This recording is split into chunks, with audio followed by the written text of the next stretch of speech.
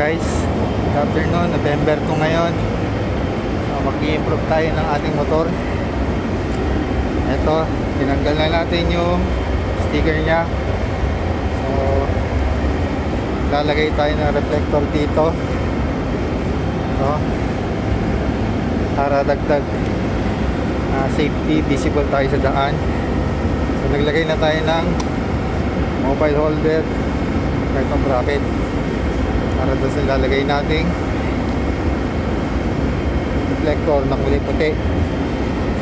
Dito naman guys, sa harap nya ilalagay natin ang winglet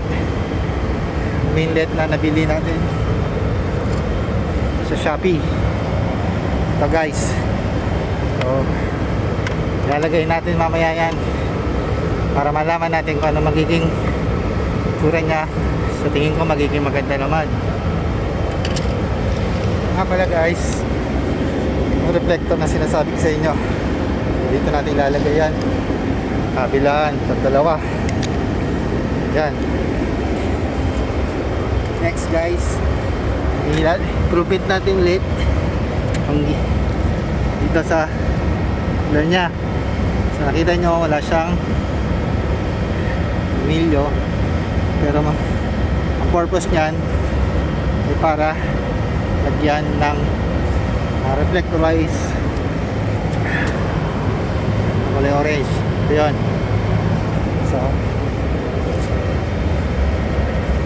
yun guys, sa dito at nakikita nyo ano magiging itsura ng ating motor after nyan.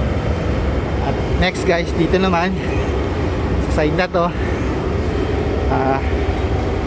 kagandahin natin yung itsura nya. So para kahit paano magkaroon naman siya ng konting forma. At ang napili ko, ilalagay natin design ay ito, nabili natin sa Lazada. So bali guys, ganyan ang forma na nagiging forma nya. Okay, so ito lahat yung guys, reflector, winglet, side, at yung reflectorize nya doon sa may gulong. Okay, so guys, after ito ipapakita ko sa inyo magiging output. Thank you.